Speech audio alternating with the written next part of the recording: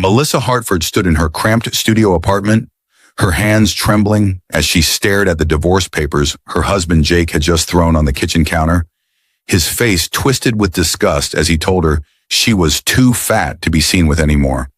But what Jake didn't know was that 3 days ago, Melissa's grandmother had passed away, leaving behind a secret billion-dollar empire that had been hidden in plain sight for decades. An empire Melissa knew nothing about until the lawyer's cryptic voicemail that morning mentioned a $700 million fortune with her name on it. Melissa had always believed she was ordinary, just a plus-size woman working double shifts at a diner to support Jake's entrepreneurial dreams. But now, as Jake packed his designer luggage to move in with her former best friend Victoria, who had spent years whispering poison in his ear about Melissa's weight and worth, something ancient and powerful stirred inside her chest. The lawyer had said her grandmother's empire touched everything from real estate to technology, from fashion to finance. But Melissa hadn't told anyone yet, not even her mother, because the same grandmother who left her this fortune had also left a sealed letter with one instruction: trust no one until you understand why I kept this secret from everyone, including you. But who was Melissa's grandmother really? And why had she lived in a modest suburban home while controlling a billion-dollar empire from the shadows? Why had she chosen Melissa, the granddaughter everyone overlooked, the one Jake called embarrassing at parties, the one Victoria had befriended only to steal her husband? And what would happen when Jake discovered that the woman he just discarded like yesterday's trash was about to become one of the most powerful people in the state, while Victoria, who thought she'd won the prize, was actually clinging to a man who just made the most expensive mistake of his life? Melissa's fingers traced the edge of the divorce papers, her vision blurring with tears she refused to let fall in front of Jake. The apartment smelled of the cheap vanilla candles she bought in bulk from the dollar store, a scent that had once meant home, but now felt suffocating. Jake stood by the door with his arms crossed, his jaw set in that familiar expression of contempt he'd perfected over the past year. "You're really doing this," Melissa said, her voice steadier than she felt. "After 7 years. Don't make this harder than it needs to be," Jake replied, checking his watch, an expensive Rolex she'd never seen before. "Victoria's waiting in the car. We have reservations at Marcello's." Marcello's, the Italian restaurant downtown where Melissa had suggested they celebrate their anniversary last month, but Jake had said it was too expensive, that they needed to be realistic about their financial situation. But apparently when Victoria wanted Italian food, money was no object. Melissa felt something crack inside her chest, not her heart breaking, but something else, something that had been holding her together through years of criticism and casual cruelty. "Victoria's been my best friend since high school," Melissa said, the words tasting like ash in her mouth. "How long has this been going on?" Jake had the decency to look away, but only for a moment. "Does it matter?" "Look at yourself, Melissa. I've tried to be supportive, but you've let yourself go. Victoria takes care of herself. She goes to the gym. She dresses like a woman who respects herself." The words were designed to wound, and they did, but beneath the pain, Melissa felt that strange stirring again, like something waking up after a long sleep. Her phone buzzed in her pocket, the third call from the law office of Patterson and Associates. She'd been ignoring it all morning, too devastated by Jake's announcement to deal with anything else. But now she wondered if maybe the universe was trying to tell her something. "Sign the papers," Jake said, sliding them across the counter. "I'm not asking for much. You can keep the apartment lease, the furniture, whatever. I just want this done quickly." How generous, Melissa thought bitterly. He was letting her keep the second-hand couch they'd bought from a thrift store and the apartment she'd been paying for mostly by herself while Jake pursued one failed business venture after another. She picked up the pen he'd left beside the papers, and for a moment she almost signed. The old Melissa, the one who'd spent 7 years trying to be smaller, quieter, less of an inconvenience, wanted to end this humiliation as quickly as possible. But then her phone buzzed again, and this time she pulled it out. The voicemail notification glowed on the screen, and she remembered the lawyer's words from this morning, words that hadn't fully registered through her shock. "Ms. Hartford, this is regarding your grandmother Eleanor Hartford's estate. It's imperative we speak today. There are matters of significant financial importance that require your immediate attention. Significant financial importance. Her grandmother Eleanor had died 3 days ago, peacefully in her sleep at 89. Melissa had been at the funeral yesterday, a small affair at the Methodist church Eleanor had attended for 50 years. Her mother had cried quietly in the front pew. Melissa had held her hand and wondered how she was going to tell her about the divorce. Nobody had mentioned money or estates or anything unusual. Eleanor had lived simply in a ranch-style house in Riverside, volunteering at the library and tending her rose garden. "Are you going to sign or not?" Jake's impatience pulled her back to the present. "Victoria's texting me. We're going to be late." Melissa looked at him. Really looked at him. For the first time in months. When had his face become so unfamiliar? When had the man she'd fallen in love with in college, the one who'd written her poetry and called her beautiful, become this stranger who could barely hide his disgust when he looked at her? She set down the pen. "No," she said quietly. Jake's expression shifted from impatience to disbelief. "What?" "I said no. I'm not signing anything today. I need time to think, to get my own lawyer, to understand what I'm agreeing to." "There's nothing to understand," Jake said, his voice rising. "It's a straightforward divorce. No kids, no property, just a clean break. Don't be difficult about this, Melissa." Don't be difficult. She'd heard that phrase so many times over the years. Don't be difficult about his mother's criticism of her cooking. Don't be difficult about canceling their vacation so he could invest in his friend's cryptocurrency scheme. Don't be difficult about Victoria spending so much time at their apartment, sitting too close to Jake on the couch, laughing at his jokes with her hand on his arm. "Get out," Melissa said, surprised by the strength in her voice. Jake blinked. "What?" "Get out of my apartment. If you want a divorce, you can have your lawyer contact mine. But right now, I want you to leave." For a moment, Jake looked like he might argue, but something in Melissa's expression must have convinced him she meant it. He grabbed his last bag and headed for the door, pausing at the threshold. "You're going to regret this," he said. "Being stubborn won't change anything. You're still going to be alone in this shitty apartment with nothing and no one. At least if you sign now, you can keep some dignity." "Get out, Jake."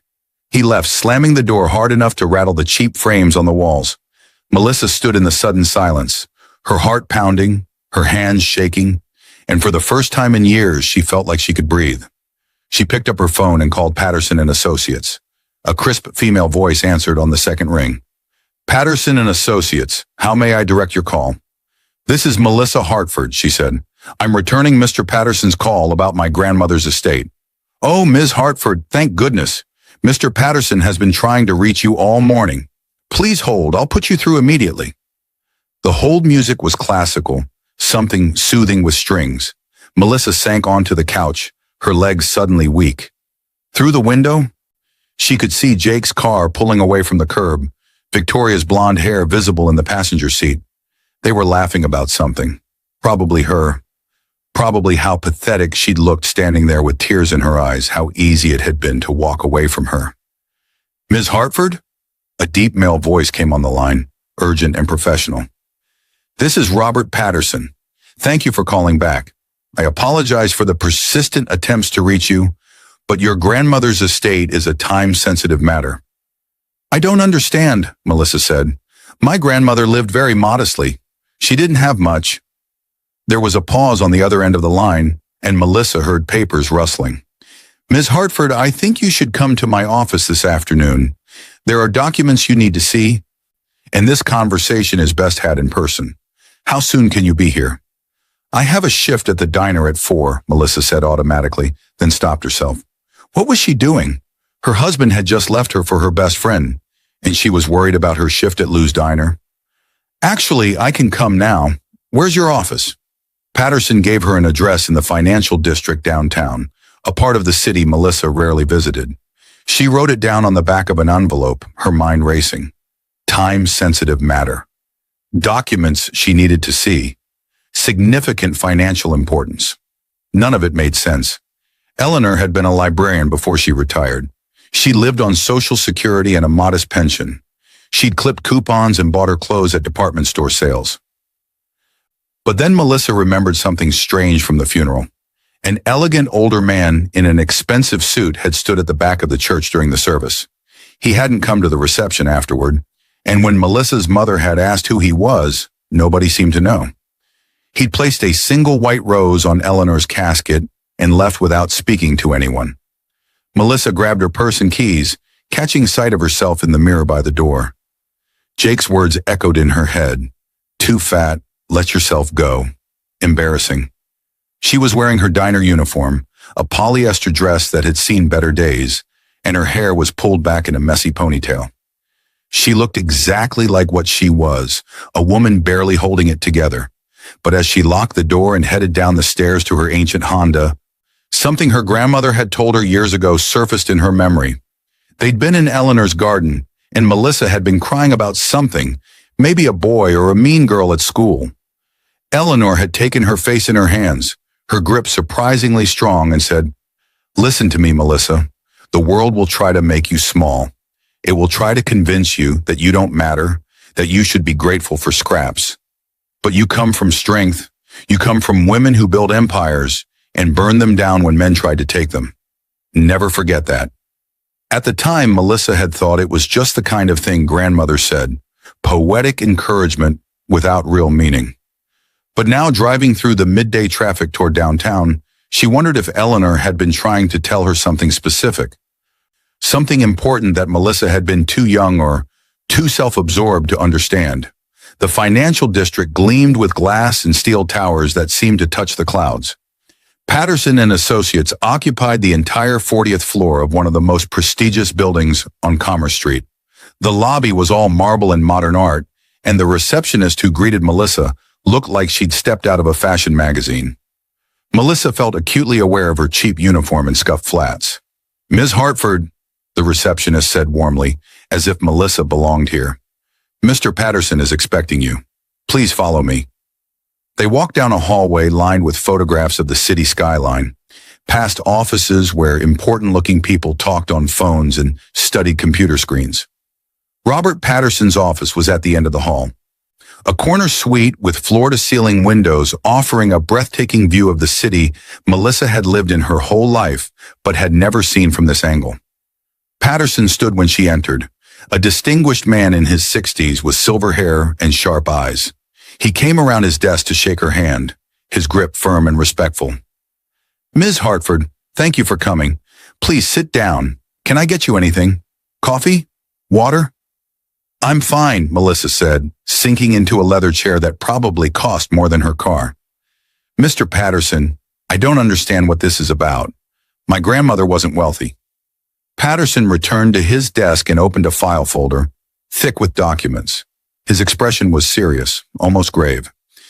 "Ms. Hartford, your grandmother, Eleanor Hartford, was one of the wealthiest women in this state. At the time of her death, her estate was valued at approximately $1.2 billion. The words hung in the air between them. Melissa heard them, understood them individually, but together they made no sense. $1 billion? Her grandmother Eleanor, who'd lived in a 3-bedroom ranch house and drove a 15-year-old Buick. "That's impossible," Melissa said. "There must be some mistake." "There's no mistake." Patterson turned the folder toward her, revealing the first page of what looked like a financial statement. The numbers were staggering. "Your grandmother was the founder and majority shareholder of Hartford Holdings, a private equity firm that owns stakes in over 200 companies across various industries. Real estate development, technology startups, manufacturing, even a chain of boutique hotels. She built this empire over 60 years, starting with a small investment in a struggling factory in 1965.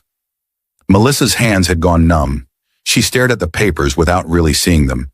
But how? Why didn't anyone know? Why did she live the way she did? "Those are questions only your grandmother could fully answer," Patterson said gently. "But she left you this letter. She instructed me to give it to you before we discussed anything else about the estate." He handed Melissa a cream-colored envelope, sealed with red wax, old-fashioned and formal. Her name was written across the front in Eleanor's elegant cursive. Melissa's fingers trembled as she broke the seal and pulled out the letter, her grandmother's handwriting filling 3 pages of heavy stationery. "My dearest Melissa," Eleanor's letter began, and Melissa felt tears spring to her eyes at the familiar endearment. "If you're reading this, then I've passed on, and Robert has told you about the empire I've spent my life building and hiding. I imagine you're confused and possibly angry that I kept this from you, from everyone. Let me try to explain." The letter went on to tell a story Melissa had never heard, about a young woman named Eleanor Morrison, who'd grown up poor in the 1940s, who'd watched her mother work herself to death in a textile factory while her father drank away his paycheck every Friday night. Eleanor had been brilliant with numbers, but in those days, women didn't go to business school or work in finance. She'd married young to a man named William Hartford, and for a few years, she'd tried to be the perfect housewife. But William had been cruel in ways both large and small, Eleanor wrote. He'd controlled every penny, monitored every purchase, used money as a weapon to keep her dependent and afraid. When Eleanor had finally found the courage to leave him, she'd had nothing but the clothes on her back and a fierce determination never to be powerless again. She'd started small, investing money she'd saved from odd jobs in a failing factory that made industrial parts. Everyone told her she was crazy, that she'd lose everything. But Eleanor had seen something others missed. She'd turned that factory around in 2 years, sold it for 10 times what she'd paid, and reinvested the profits. Then she'd done it again and again, building wealth quietly and carefully, always using holding companies and proxies to keep her name out of the public eye. Why the secrecy? Eleanor's letter continued. Because I learned early that being a wealthy woman makes you a target, Melissa. Men want to control you. Family wants to use you. Everyone suddenly has an emergency that only your money can solve. I wanted to live a normal life, to be judged for who I was rather than what I had. I wanted to know that the people who loved me, not my bank account. Melissa read about how Eleanor had met and married Melissa's grandfather Thomas when she was 40, how she'd never told him about the empire because she wanted to build a life based on real partnership, not financial imbalance. Thomas had been a good man, Eleanor wrote, a teacher who'd loved her completely and treated her as an equal. He died 20 years ago, never knowing that his modest librarian wife controlled a business empire worth hundreds of millions. I chose you as my heir for many reasons, Melissa, Eleanor wrote in the final paragraphs. You have my father's gift with numbers and my mother's steel spine, even if you don't know it yet. But more importantly, I've watched you spend your life trying to make yourself smaller to fit into other people's expectations. I've seen you apologize for taking up space, for having opinions, for simply existing in a body the world has told you is wrong. I need you to understand something crucial. There is nothing wrong with you. There never was. The people who made you feel less than are the ones with the problem. This empire is yours now.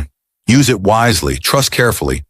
Remember that money doesn't make you better than anyone, but it does give you power, and power can be used to help or to harm. I hope you'll use it to build the life you deserve, not the life others think you should have.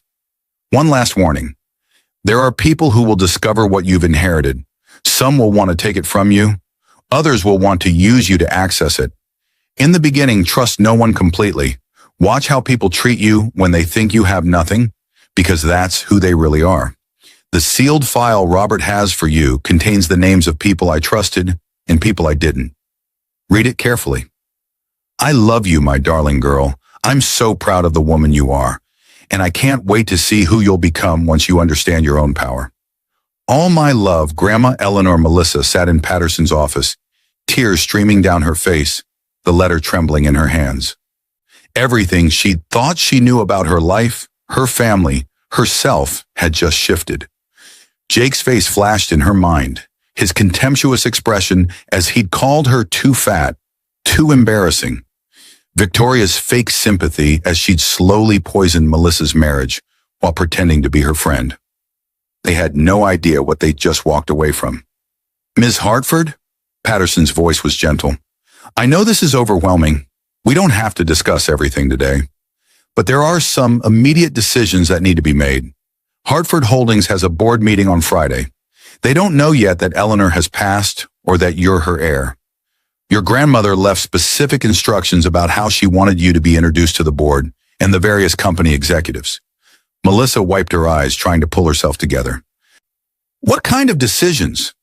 Patterson pulled out another folder. Your grandmother had been planning her succession for years. She has people in place she trusted, managers and executives who've been running the day-to-day operations. But as the majority shareholder, you have final say on all major decisions.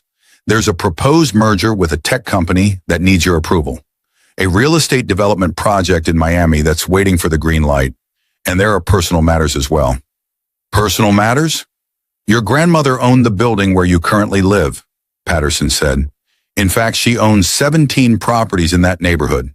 She also owned Lou's Diner, where you work. She's been your landlord and your employer for years, though she arranged it so you'd never know. Melissa felt like the floor had dropped out from under her. She owned Lou's Diner? But Lou's been running it for 20 years. Lou Martin was hired by your grandmother in 2005 to manage the diner as a part of a larger neighborhood revitalization project. He's always believed he was working for a holding company. He has no idea Eleanor Hartford was his actual employer. Why? Melissa asked, her voice breaking. Why watch me struggle like that if she could have helped me anytime? She wanted you to develop your own strength, Patterson said quietly. She believed, and I'm quoting from her notes here, that Melissa needs to learn who she is without my money influencing every relationship and decision. When she inherits, she'll know that everything she built before that moment was real and earned. She was planning to tell you everything when you turn 30, which is next month. She just ran out of time. Next month. Melissa would have turned 30 next month, and Eleanor had planned to reveal everything. But instead, Eleanor had died, and Melissa had been going through one of the worst days of her life, getting divorced and humiliated, with no idea that everything was about to change. There's something else you should know, Patterson said, hesitating. Your grandmother had Hartford Holdings research team prepare background reports on certain people in your life. Standard security measures for protecting family members. Jake Thornton and Victoria Chen are both in these files. He pushed another folder across the desk, this one marked with red tabs. Melissa opened it with shaking hands and started reading. The first page was about Jake, and what she found there made her stomach turn. Jake's business ventures had all been funded by loans from Victoria's father. Loans Jake had never mentioned. He'd been borrowing money for years, racking up massive debt, all while telling Melissa they couldn't afford anything. But it was Victoria's file that truly shocked her. Victoria Chen, Melissa's best friend since high school, came from money, but had been cut off by her father 2 years ago after some kind of scandal involving embezzlement from the family business. She'd been desperately trying to marry rich ever since, targeting several wealthy men in succession. According to the investigation notes, Victoria had deliberately befriended Melissa in high school because Melissa's tutoring had helped Victoria maintain the grades she needed to stay in her prestigious private school. Everything had been transactional. The entire friendship had been based on what Victoria could get from Melissa. And when Victoria had realized Jake was weak and easily manipulated, she'd seen an opportunity. The notes indicated that Victoria had been systematically undermining Melissa's marriage for 18 months, using Jake's insecurity and ego against him, promising him that if he left Melissa, Victoria's family connections could set him up in business. But Victoria's family had disowned her. She had no connections, no money, nothing to offer Jake except debt and false promises.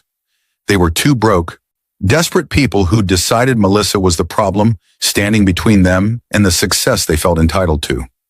Your grandmother noted in her files that she considered intervening several times, Patterson said, but she ultimately decided that you needed to see people's true natures on your own. She believed that if you discovered who Jake and Victoria really were after you inherited, you'd never fully trust your own judgment again. You'd always wonder who was with you for you and who was with you for your money.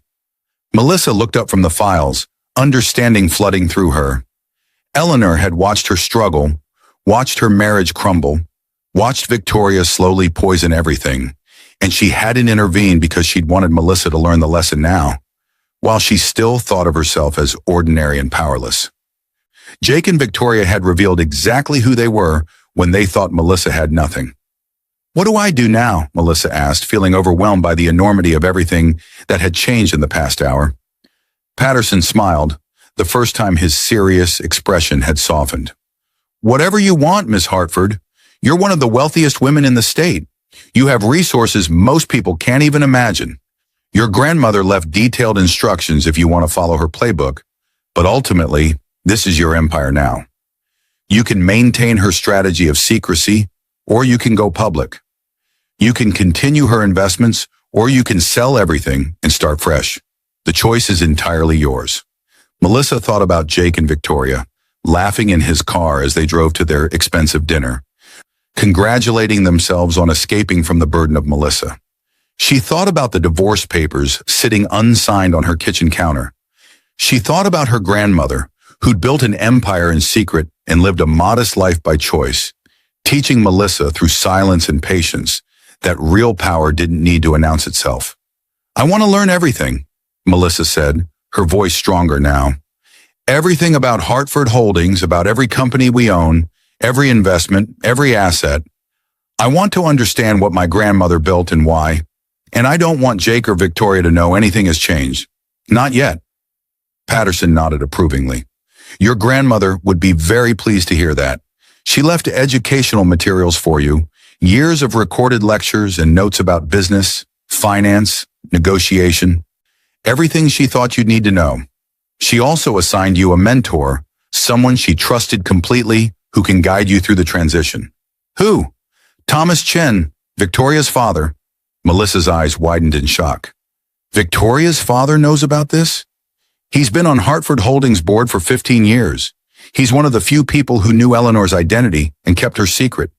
He's also the one who cut Victoria off when he discovered she'd stolen from the family business. According to your grandmother's notes, Thomas is deeply ashamed of his daughter's behavior and feels responsible for her sense of entitlement. He's committed to making sure Hartford Holdings continues Eleanor's legacy. The irony was almost too much. Victoria's own father, the man she'd been lying about having connections to, was part of Eleanor's inner circle and would now be helping Melissa navigate her new role. If Victoria ever found out, it would destroy her. Melissa stood up, her legs steadier than they'd been when she arrived. When can I start? Right now, if you'd like, Patterson said. We have conference rooms available. I can start walking you through the basics of the estate, and Thomas can meet us here within the hour. But Ms. Hartford, I should warn you, this is going to be intense. Your grandmother built something remarkable, but managing it requires enormous time and energy. Your life is about to change in ways you can't fully anticipate. My life already changed, Melissa said, thinking of Jake's contemptuous face, the divorce papers, the moment she decided she was done being small. I'm ready for whatever comes next. As Patterson made phone calls and gathered documents, Melissa walked to the floor-to-ceiling windows and looked out at the city.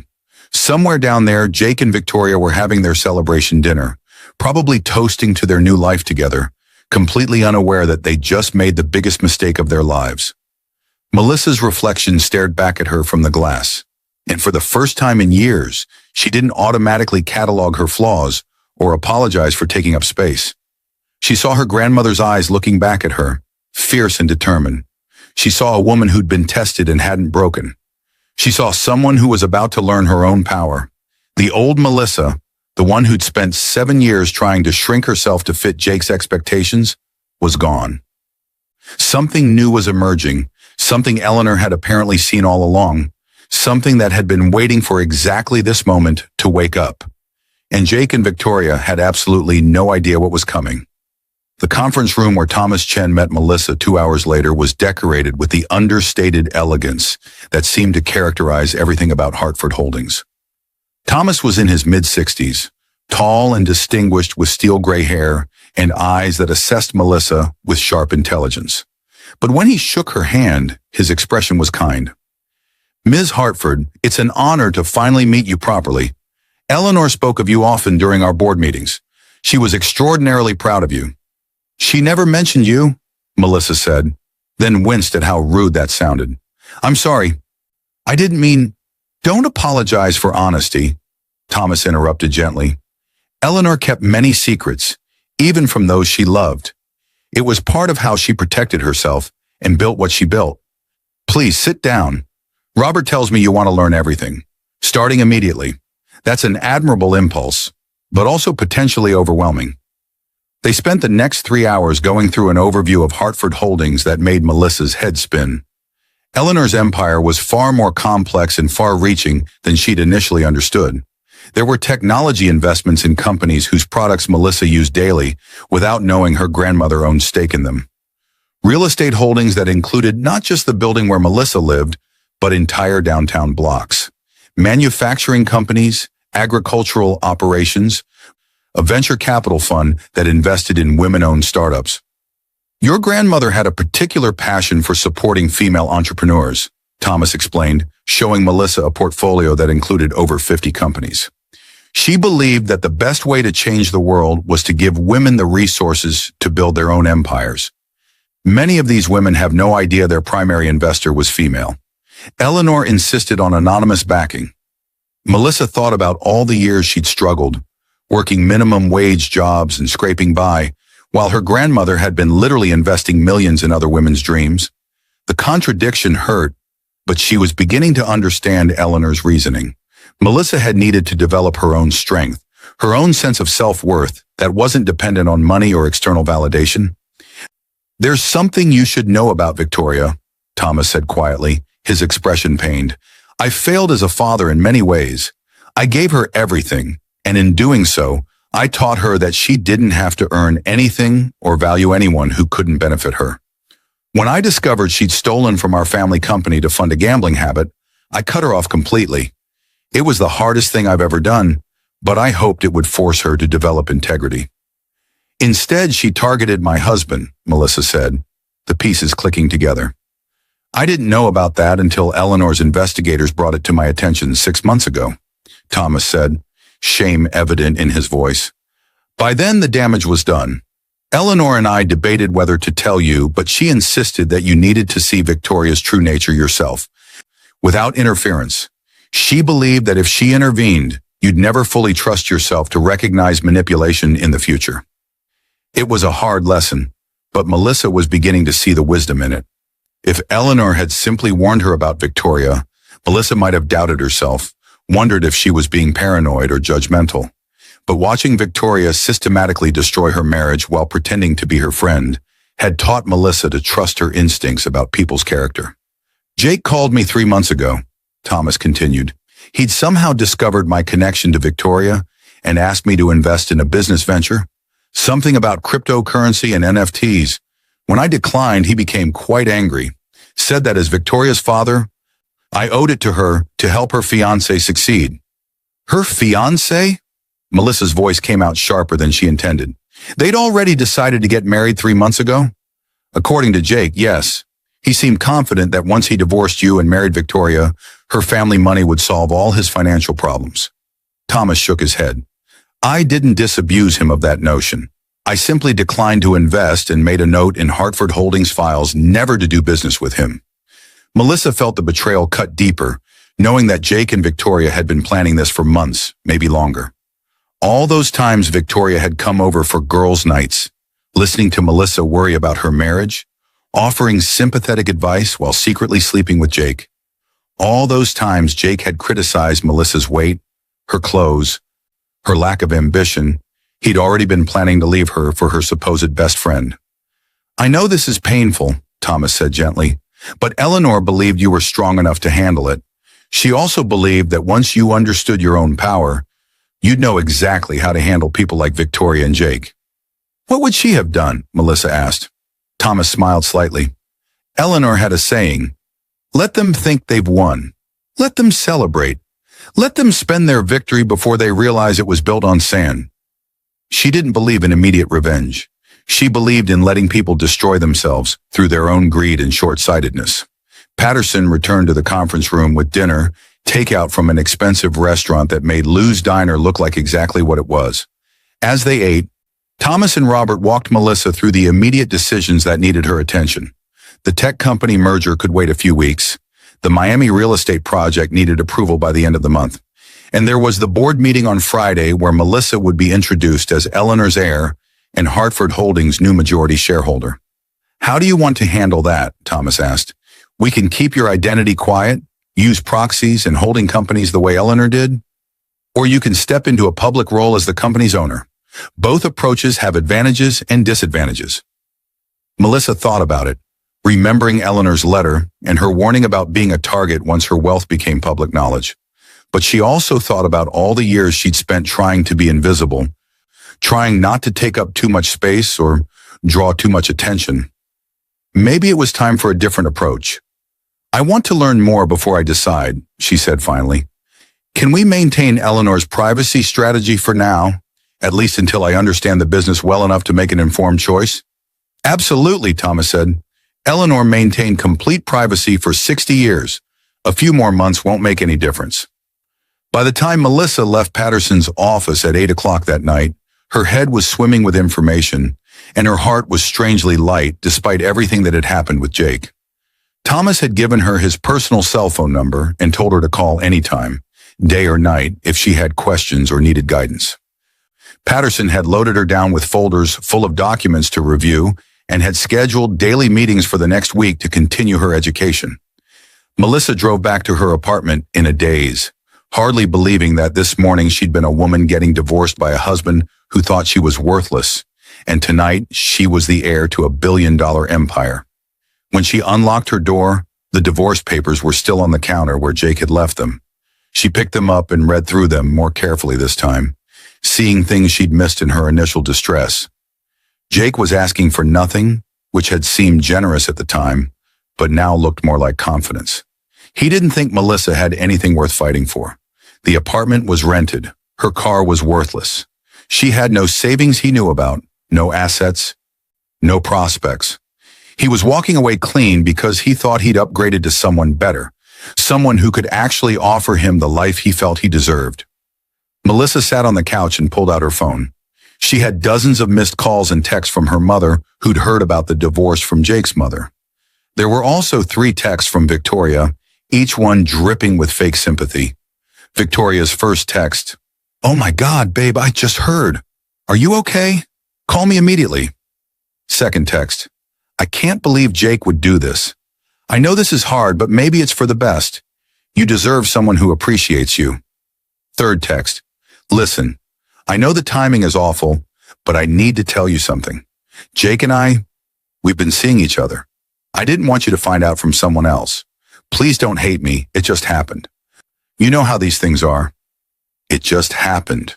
The oldest lie in the book, the excuse of people who wanted to pretend they weren't responsible for their own choices. Melissa felt anger rise in her chest, hot and clean, burning away the self-doubt that had plagued her for so long. She typed a response to Victoria's text. "I don't hate you, I just don't want to hear from you again. Lose my number." Then she blocked Victoria's number before she could respond. It felt good, final, like closing a door on a part of her life she didn't need anymore. Her mother could wait until tomorrow. Tonight, Melissa needed to sit with everything she'd learned and figure out who she was going to be now that everything had changed.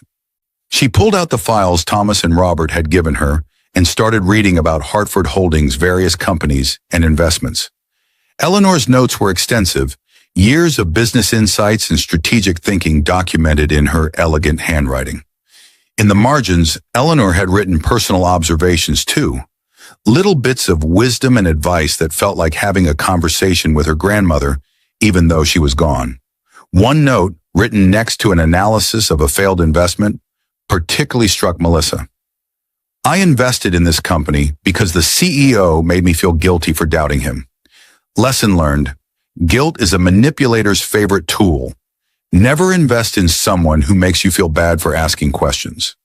Jake had been a master at that, making Melissa feel guilty for having concerns about his business ideas, for questioning why he never seemed to actually work on his ventures, for wondering where their money went. He'd trained her over the years to stop asking questions, to just trust him and feel bad about her own doubts. But that Melissa was gone. The woman reading Eleanor's notes was beginning to understand that she came from different stock, from a woman who'd built an empire by trusting her own judgment and refusing to let anyone make her feel small. Eleanor had seen that potential in Melissa all along, had watched and waited for her to find it herself. Melissa's phone buzzed with a new text from an unknown number. Her heart skipped, wondering if Victoria had found a way around the block. But when she opened it, she saw it was from Thomas Chen. Just wanted to make sure you got home safely and to remind you that you're not alone in this. Eleanor surrounded herself with good people who believed in her vision. We're all committed to helping you however we can. Get some rest. Tomorrow we'll start turning you into the businesswoman Eleanor knew you could be. Melissa smiled, feeling tears prick her eyes again. But this time they were different. Not tears of pain or humiliation, but something else. Something that felt almost like hope. She typed back, "Thank you for everything. I'll see you tomorrow." Before she went to bed, Melissa took one last look at the divorce papers. Then she carefully filed them in a drawer, unsigned. Jake wanted a quick divorce because he was in a hurry to start his new life with Victoria. Well, he could wait. He'd spent years making Melissa wait for everything.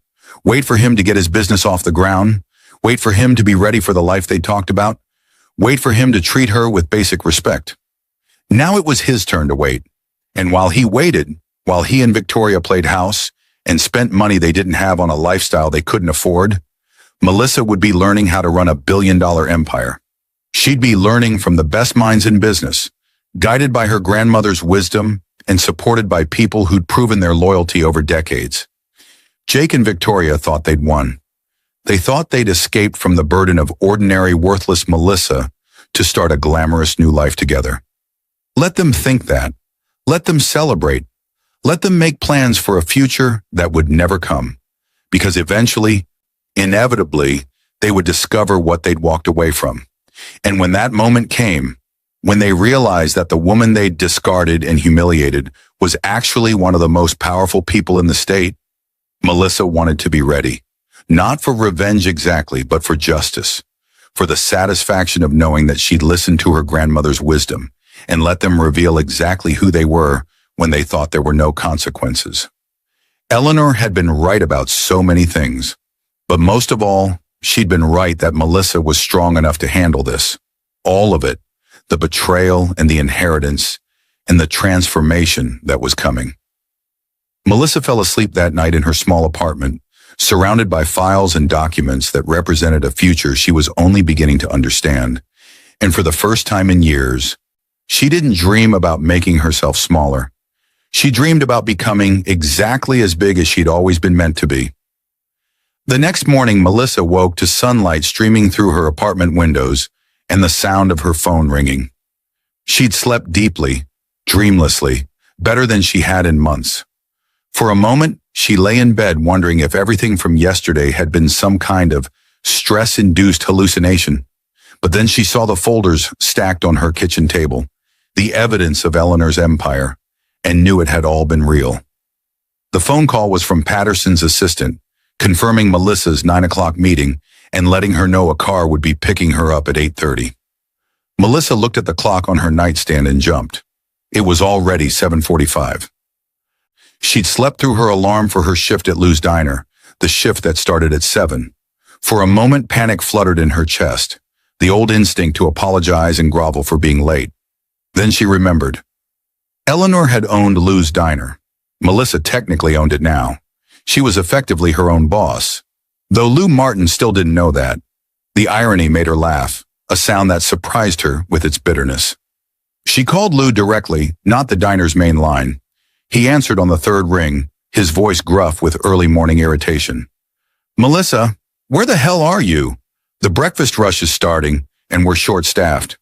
"Lou, I'm sorry, but I need to take some personal time. My grandmother passed away, and there are estate matters I need to handle." There was a pause. Lou's voice softened slightly. "Your grandmother died? I'm sorry to hear that. How much time do you need?" "I'm not sure yet. Maybe a week. I'll let you know." Melissa was improvising with no real idea how long it would take to get a basic understanding of Hartford Holdings.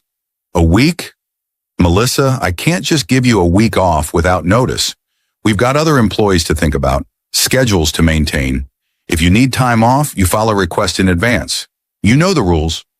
The old Melissa would have apologized profusely and promised to come in as soon as possible. But the new Melissa, the one who'd spent last night reading about her grandmother's business philosophy and strategic thinking, heard the dismissiveness in Lou's voice and felt something shift inside her. "Lou, I understand this is inconvenient, but I'm dealing with a family emergency. I'm not asking permission. I'm informing you that I won't be available for at least a week. If that's a problem, you can fire me." She hung up before he could respond, her heart pounding. She'd never talked to an employer like that in her life. But as the adrenaline faded, she didn't feel regret. She felt liberated. What was Lou going to do? Fire her from the diner she technically owned? The absurdity of the situation made her laugh again. Melissa showered and dressed carefully, choosing the best outfit she owned, black pants from Target and a blue blouse her mother had given her for Christmas 2 years ago. In the mirror, she still looked like someone trying to fit in rather than someone who belonged, but that would change. Thomas had mentioned that Eleanor had accounts with various personal shoppers and stylists. Melissa had never needed those things before, but now, as the face of Hartford Holdings, even if that face remained behind the scenes for now, she'd need to look the part. The car that arrived at 8:30 was a sleek black sedan, driven by a professional woman who introduced herself as Margaret Chen, Thomas's wife. That surprise must have shown on Melissa's face because Margaret smiled warmly. "Thomas thought you might appreciate a friendly face this morning, rather than a driver you don't know. I've been wanting to meet Eleanor's granddaughter for years. She spoke so highly of you." Margaret was elegant in a way that seemed effortless, dressed in a cream-colored suit with subtle jewelry. As they drove downtown, she told Melissa stories about Eleanor that felt like gifts, glimpses of a grandmother Melissa had never fully known. I met Eleanor at a charity benefit 15 years ago," Margaret said, navigating traffic with easy confidence. "She was dressed simply, nothing ostentatious, but when she spoke, everyone listened. She had this way of seeing right through people's pretenses to who they really were. Later, when Thomas told me she was the Eleanor Hartford, the founder of Hartford Holdings, I couldn't believe it. She seemed so normal, so grounded." "Did you know about me?" Melissa asked. "About Eleanor watching me?" Margaret glanced at her, sympathy in her eyes. "We knew Eleanor had a granddaughter she was grooming as her heir. We knew she was letting you live your own life without interference. But we didn't know the specifics until recently. Thomas is devastated about Victoria's role in all of this. He feels responsible."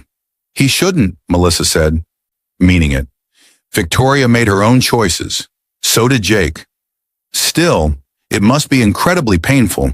Your husband and your best friend." Margaret shook her head. "I can't imagine the betrayal." "Yesterday it was the worst thing that ever happened to me," Melissa admitted. "Today I'm not so sure. If Jake hadn't left, if Victoria hadn't shown her true colors, I'd still be living in ignorance.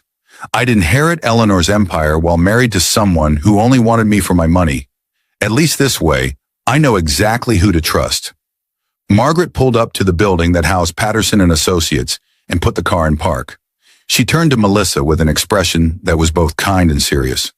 "Eleanor told me once that every major transition in her life had felt like a death and a birth happening simultaneously.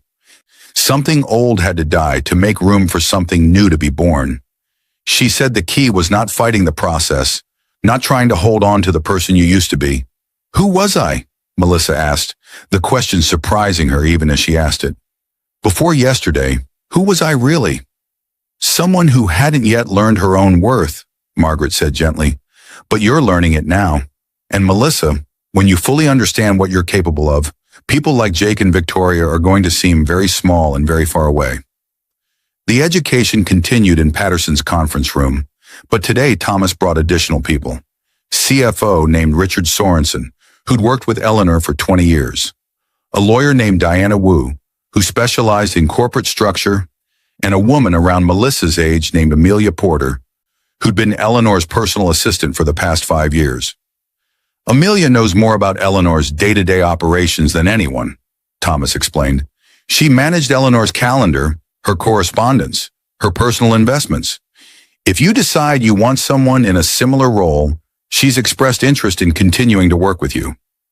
Amelia was petite and efficient-looking, with sharp eyes behind designer glasses. When she shook Melissa's hand, her grip was firm and professional. "Ms. Hartford, it was an honor working with your grandmother.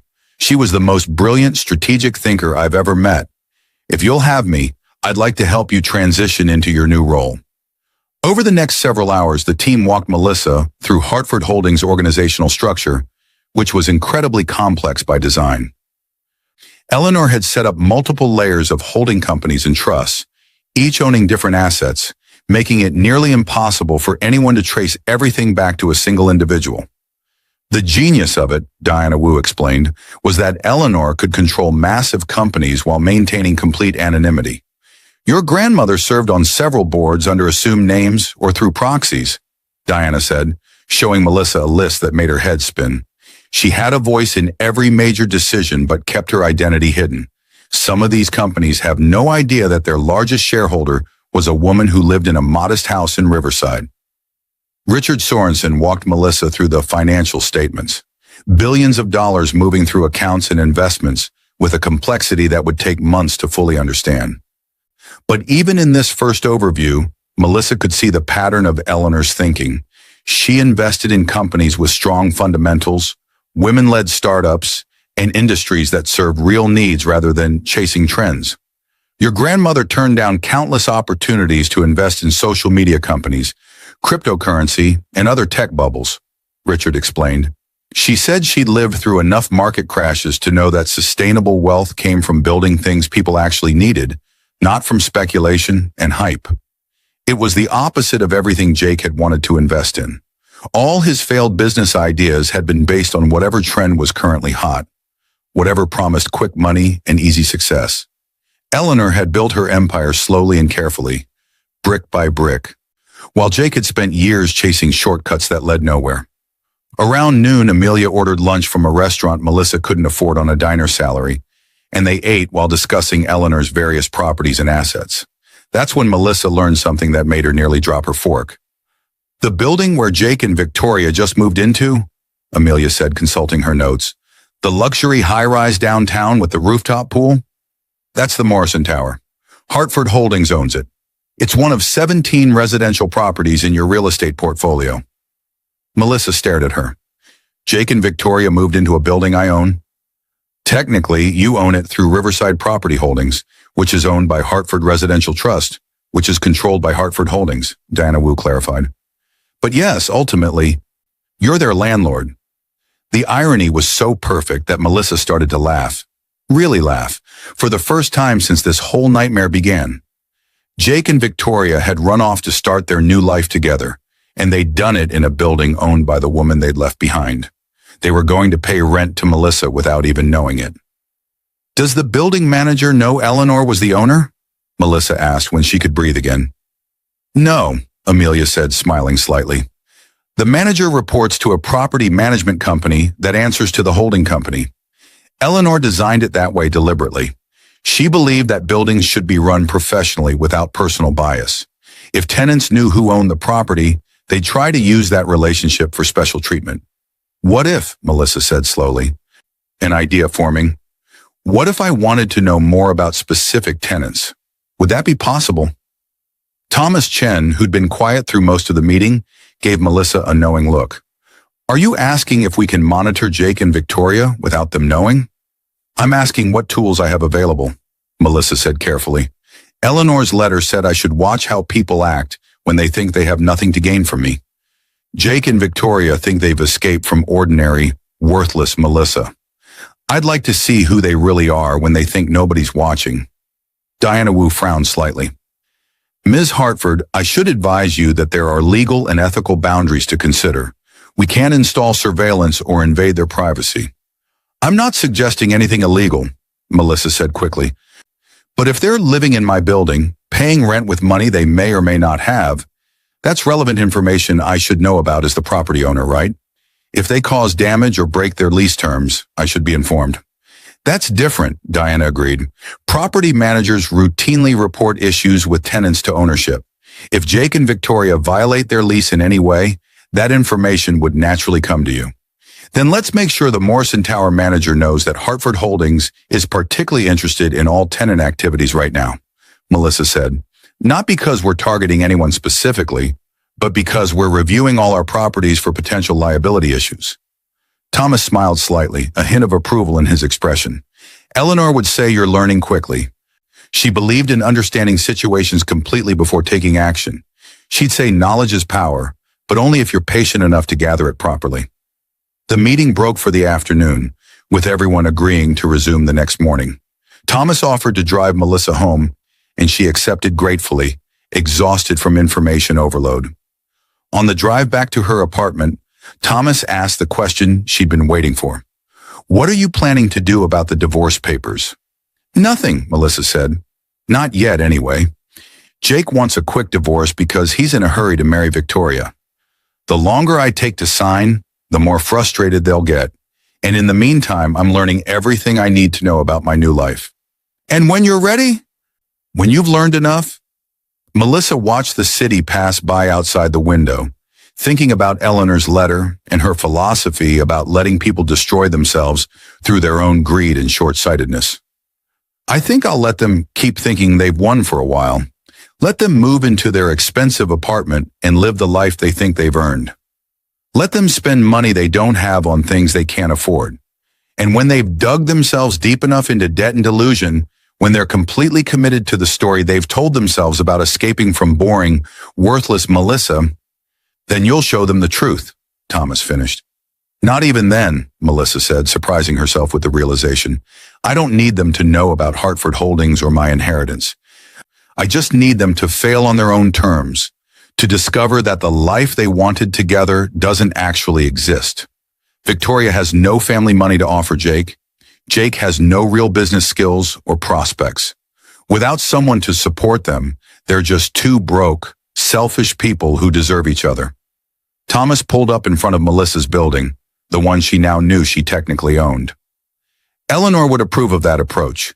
She always said that the best revenge was simply stepping out of the way and letting people face the natural consequences of their choices. "This isn't revenge," Melissa said, opening the car door. "Revenge would mean I still care what happens to them. This is just letting go. Moving on to better things." She spent that evening reading more of Eleanor's notes and beginning to formulate ideas about what she wanted to do with her inheritance. Eleanor had built an empire based on careful investments and strategic thinking, but Melissa was starting to see possibilities Eleanor might not have considered. Technology had changed dramatically in recent years. Social media, content creation, influencer marketing, these were all industries Eleanor had deliberately avoided, calling them unstable and built on vanity. But what if there was a way to invest in content creators more strategically? What if Hartford Holdings could back talented people who were building real brands, providing them with resources and business expertise while taking equity stakes in their success? It was a thought worth exploring, something that could be Melissa's contribution to Eleanor's empire, rather than just maintaining what already existed. Her phone buzzed with a text from her mother. "Jake's mother called me. She said you're being difficult about the divorce." "What's going on, sweetie? Call me." Melissa hesitated, then decided she couldn't avoid her mother forever. She called, steeling herself for the conversation. "Melissa, finally," her mother answered on the first ring. "I've been worried sick. Jake's mother said you refused to sign the divorce papers. She said you're trying to make things difficult for him and Victoria." "Jake's mother said that?" Melissa felt anger rise in her chest. "Mom, did she mention that Jake left me for Victoria? That my husband and my best friend have been having an affair?" There was a long silence. Then, "She mentioned that Jake and Victoria had grown close, but she said it was because you'd let yourself go and weren't taking care of Jake's needs. She said," "Mom, stop," Melissa interrupted. "I don't care what Jake's mother said. The truth is that Jake and Victoria have been planning this for months. They thought they were trading up, leaving behind ordinary Melissa for something better. And I'm not being difficult about the divorce. I just want to take my time and make sure I'm making the right decisions." "Well, I suppose that's reasonable," her mother said, sounding uncertain. "It's just such a shock. 7 years of marriage and now this. What are you going to do? How are you going to support yourself?"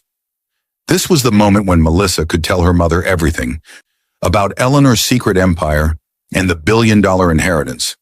But something held her back. Eleanor's letter had warned her to trust carefully in the beginning, to watch how people treated her when they thought she had nothing. "I'll figure it out, Mom. I always do." "Maybe you could move back home for a while," her mother suggested, "just until you get back on your feet. Your old room is still available." The idea of moving back into her childhood bedroom, of admitting defeat and retreating, was almost laughable now. "Thanks, but I'm fine where I am. I need to go, Mom. I'll call you in a few days." After they hung up, Melissa realized with some surprise that she just lied to her mother for the first time in her adult life. Not directly, but by omission, by not revealing the enormous change in her circumstances. It felt strange, but also necessary. Until she understood her new life better, until she knew who she could really trust, it was safer to let people think nothing had changed. The next few days passed in a blur of meetings and learning. Thomas and Richard taught her how to read financial statements and understand market trends. Diana Wu explained corporate law and the legal structures that protected Hartford Holdings from liability and maintained Eleanor's privacy. Amelia showed her how Eleanor had managed her time, balancing oversight of a billion-dollar empire with maintaining the appearance of an ordinary retired librarian.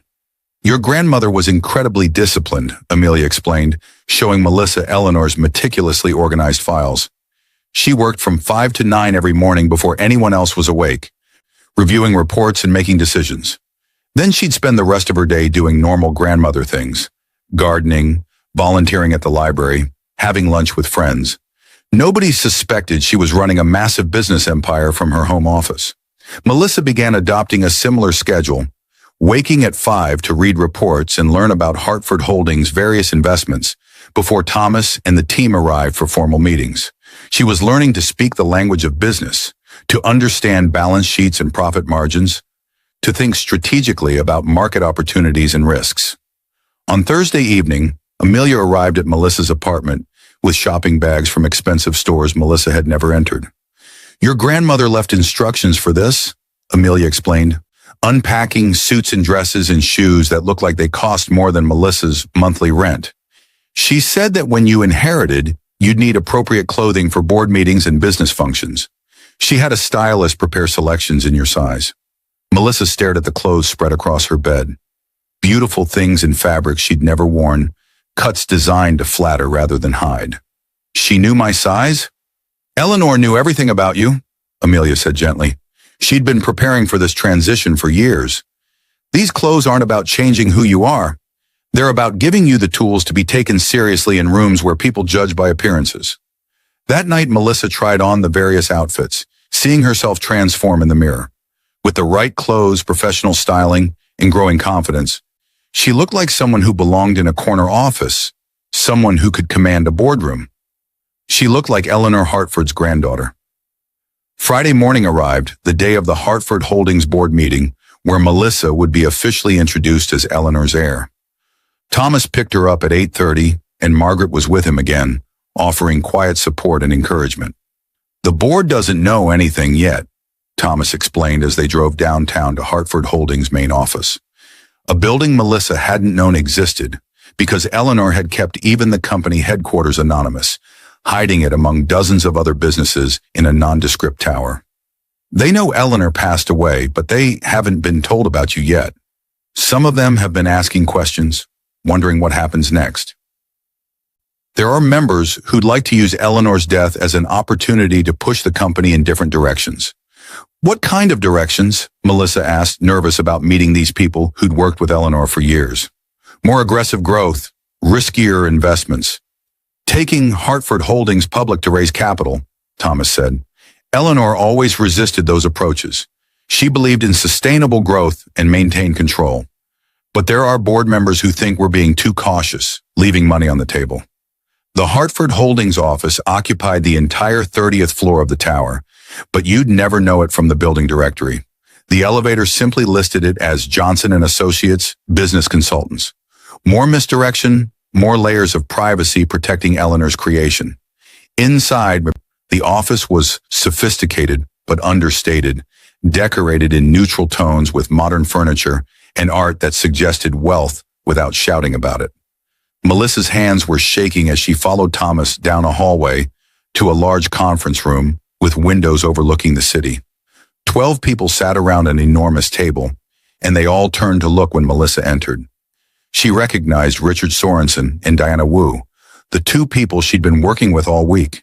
The others were strangers, a mix of ages and backgrounds, all watching her with curiosity and varying degrees of skepticism.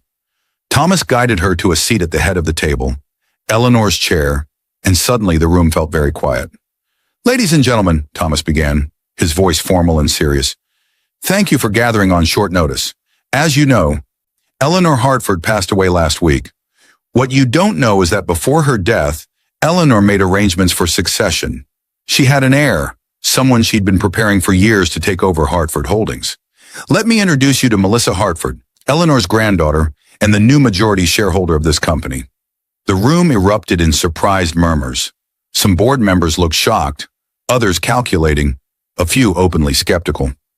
An older man at the far end of the table spoke up, his voice dripping with condescension. "Granddaughter? Eleanor never mentioned a granddaughter. And even if this is true, what qualifications does this young woman have to run a company of this magnitude?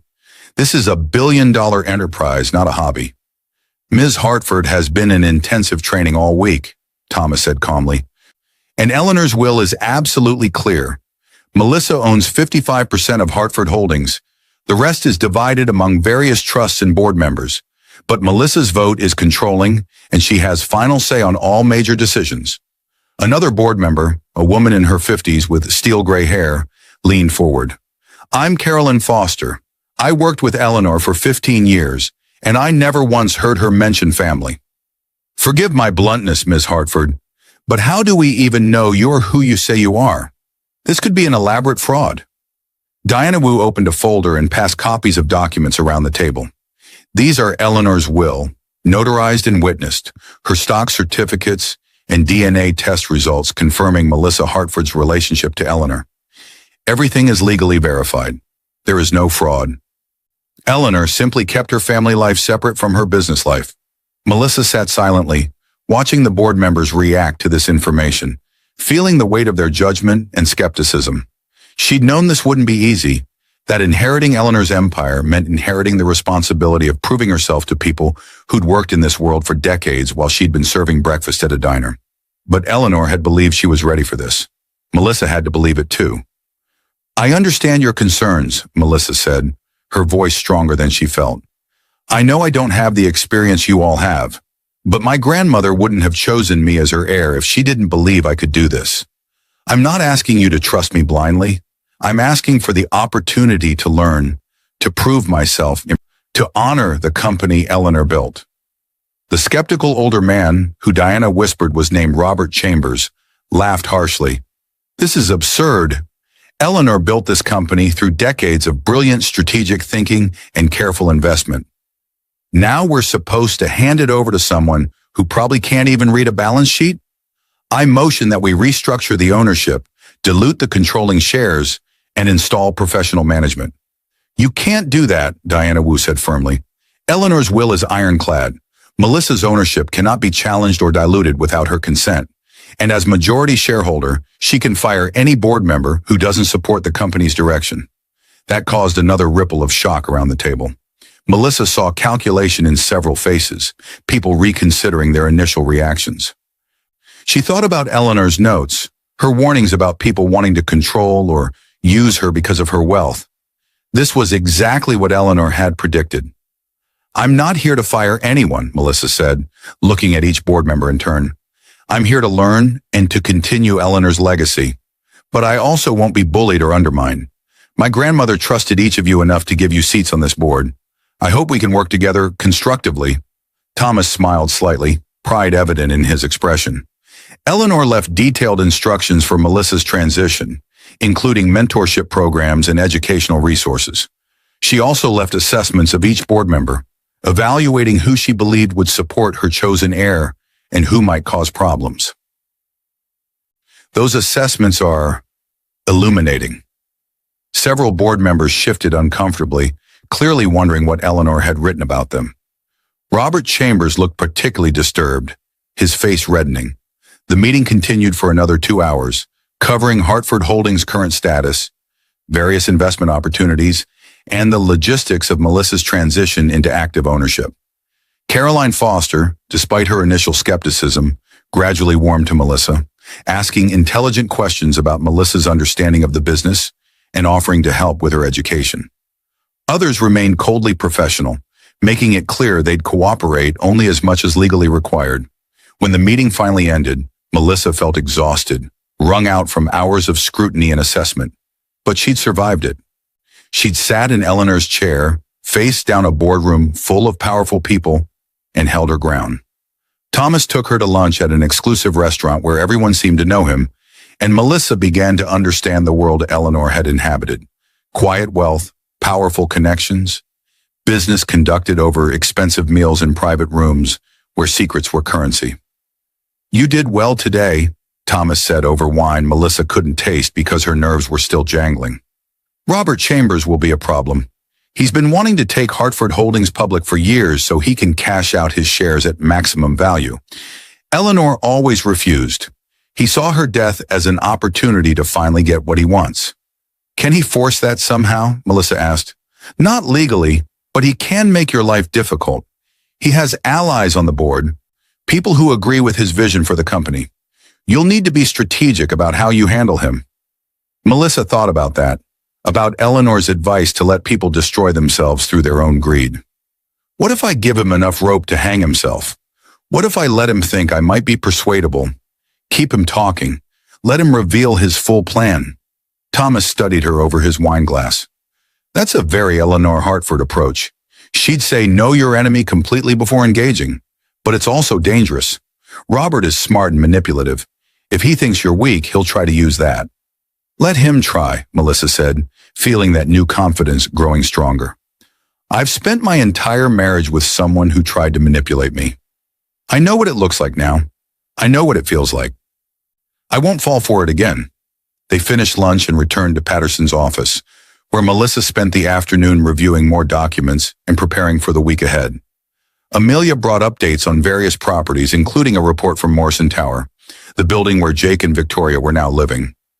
"The manager flagged something interesting," Amelia said, pulling up a document on her tablet. "Jake Thornton and Victoria Chen signed a 2-year lease on a penthouse unit last week. Monthly rent is $8,000. They paid first month, last month, and security deposit with a cashier's check that the bank is still verifying funds for. $16,000 plus deposit," Melissa said, doing the math. "Where did they get that kind of money?" "The check was drawn on an account belonging to Victoria Chen's grandfather," Amelia said. "According to our research, the grandfather has advanced Alzheimer's and is in a memory care facility. Victoria has power of attorney." Melissa felt her stomach turn. "She's stealing from her own grandfather?" "We don't know that for certain," Diana Wu cautioned. "She might have legitimate access to those funds, but it's worth monitoring. If Victoria is engaging in elder financial abuse, that's both illegal and something Hartford Holdings would need to know about, given that she's a tenant in our building." "Can we alert Adult Protective Services?" Melissa asked. "We can make an anonymous report expressing concern," Diana said. "They'll investigate and determine if there's abuse occurring. If there is, they'll take appropriate action." Melissa nodded, feeling grim satisfaction. Victoria had spent years pretending to be a good person, a loyal friend, while secretly undermining Melissa's marriage. Now she was potentially stealing from her own grandfather, a sick old man who couldn't defend himself. Every day seemed to reveal new depths to Victoria's selfishness. By the time Melissa returned to her apartment Friday evening, she was running on fumes, exhausted from the emotional intensity of the week. But she'd done it. She'd survived her first board meeting.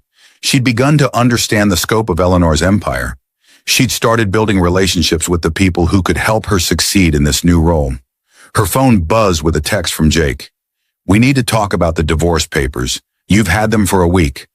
This is getting ridiculous." Melissa stared at the message, thinking about Jake living in a penthouse she owned, spending money he didn't have, waiting impatiently for a divorce so he could marry a woman who was potentially stealing from her own family. She typed back, "I told you I need time to think. You'll get my answer when I'm ready." His response came immediately. "This is typical of you, Melissa. You're being petty and vindictive. Victoria was right about you. You've always been jealous and small-minded." The words were designed to hurt, to make her feel guilty for not giving him what he wanted immediately. But Melissa felt nothing except a distant, clinical interest in his manipulation tactics. She'd spent 7 years trying to be less, trying to shrink herself to fit his expectations. Never again. She didn't respond to his text. Instead, she poured herself a glass of wine from a bottle Amelia had brought earlier, something expensive from Eleanor's private collection, and sat by her window, looking out at the city lights. Somewhere out there, Jake and Victoria were in their penthouse, probably celebrating what they thought was their victory. Let them celebrate. Let them think they'd won. Because Melissa knew something they didn't. She wasn't just surviving Eleanor's death and her divorce. She was being reborn into someone new, someone powerful, someone who would never again settle for scraps of affection from people who didn't value her. Eleanor's letter had been right. Something old had to die so something new could be born. The old Melissa, the one who'd believed she wasn't enough, was gone. In her place was someone who'd inherited an empire and was learning to wield power with wisdom and strategy. And when Jake and Victoria finally realized what they'd walked away from, when they understood that the woman they dismissed and betrayed was actually one of the wealthiest people in the state, Melissa would be so far beyond them that their regret wouldn't even register. She was done being small, done apologizing for existing, done letting people make her feel less than. She was Eleanor Hartford's granddaughter.